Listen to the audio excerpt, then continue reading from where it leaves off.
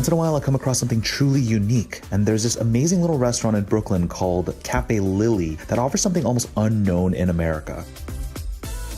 In the mid-19th century, Koreans migrated from the northeastern part of the Korean peninsula and lived on the eastern coast of Russia. Then in the 1930s, Stalin ordered the mass deportation of these Koreans by the tens of thousands to places like Uzbekistan and Kazakhstan because he suspected them of collaborating with the Japanese. And their unique approach to Korean cuisine blends Korean cooking techniques with Uzbek ingredients.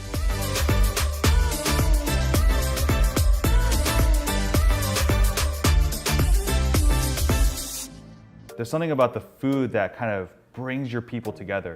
You know, reminds you like you're Korean, you know, there's some identity that's just like built into this stuff. I came 13 years ago, she came 11 years ago. And in our country, the Korean food is very famous. It's a lot of Korean restaurants. Yeah. And people, they like Korean because it's more tasty.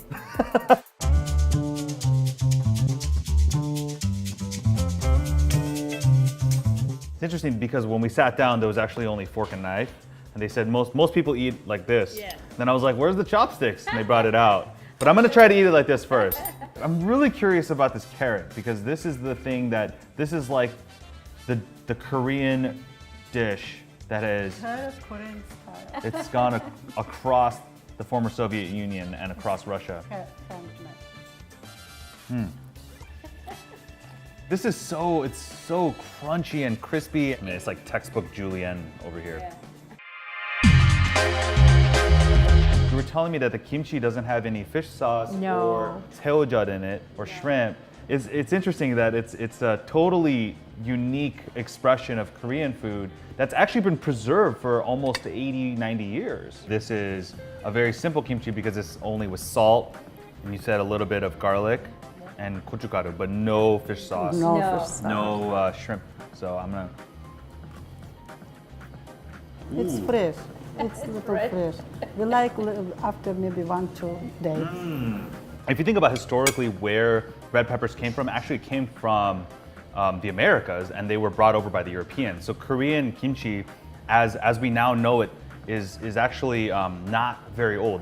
This is almost closer to what perhaps kimchi looked like hundreds of years ago, before the Europeans came and brought peppers from the Americas. It's not like really acidic in a way. It still has this slight funk, but it doesn't have that mid palate that you would normally get with kimchi. And what I like is that it's retained a lot of the crunch, a little bit more of the crunch. The flavor profile is more like bracingly spicy and has a good amount of saltiness. So I feel like I taste more saltiness and spice instead of that vinegary fermented kind of mid palate.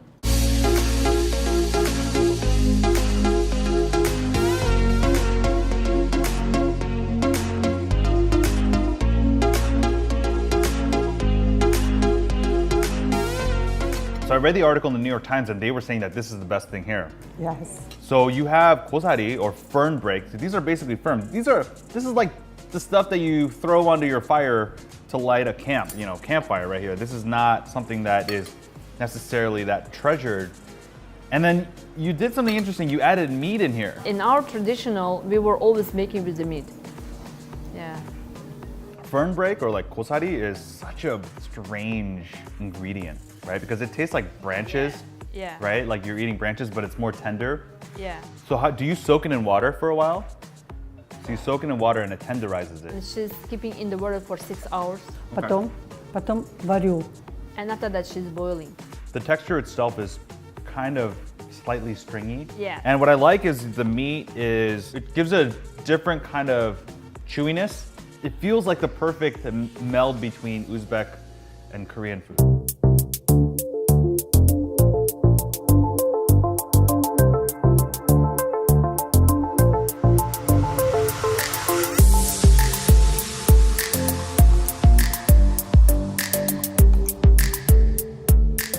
This is the kuksi, which is similar to the Korean word kuksu, which is noodles. And you have a cold, oh look at that, ooh. Mix. Pickled cucumbers and pickled cabbage. And you have a little bit of meat, some tomatoes, and the broth has just water and soy sauce, a little bit of sugar, okay. It's so refreshing. This is the famous because a lot of people coming to on the summertime. Oh my gosh. I love how refreshing and cold it is, and at the same time, because of the layer of the chili oil on top, it gives it like that pizzazz, it gives it that kick. I think every Korean mom makes their version of this.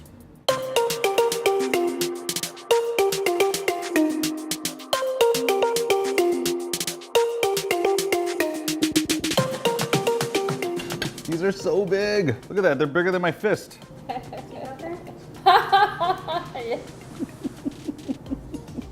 This is basically your take on chimpang, right? Chimpang. Chimpang, or like kind of like wangmandu. So and then this is just soy sauce and gochugaru, coriander.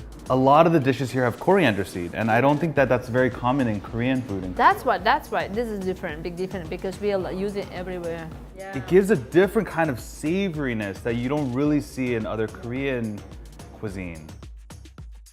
Oh yeah. Well, first of all, I love the bun. You know, this thing it's just mildly sour. Yeah. Это очень трудоемко, не каждый может You это сделать. know, to make that is not easy. Not all of people can make this because it's just going down. You cannot make so big. Yeah, that's an immediate difference I taste, because a lot of times this can be very kind of bland and simple, but yours has a lot of complexity. And you see how it's good? It's tasty good. So it's plush. very nice. I mean, it's like air. So I do like that it's just beef, because I think it's a more pure flavor. Yes, if you have pork and beef in there, it kind of rounds out the meat. Yes. But this is kind of more of a punch. There's a higher cabbage to meat ratio. Like when you get a Korean version of this or a Chinese version, it has more meat, but this one has more cabbage in it. That's amazing. This is so good.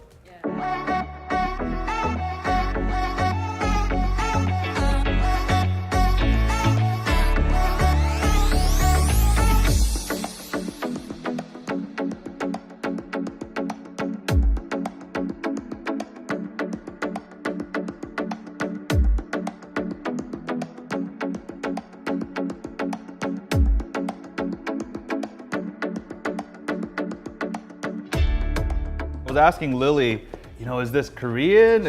I feel like this is Uzbek, because Koreans don't really have a lot of, use a lot of bell peppers unless it's kind of a newer dish. So do you eat this with rice? Yeah, this rice. There's something about using these crunchy vegetables like carrots and cabbage and bell pepper, but with meat and then the Korean seasoning that binds it all together. I do think that this is a very unique Korean-Uzbek dish. So you're saying that this is your creation? Yeah, it's just Something you do together. Yeah, my sister, because in Uzbekistan, the meat, they usually making with the potato, and meat and onion. That's it.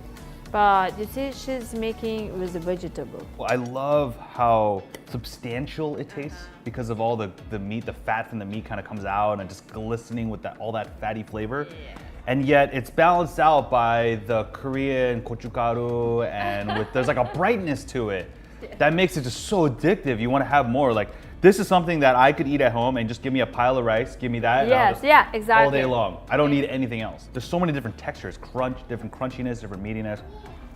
And I love that there are flavors and elements of Korean food and just like ideas of Korean food preparation. I wish you guys had this in LA. I would eat this all the time. Thank you so much for watching, and if you want to see more of K-Town, click right here.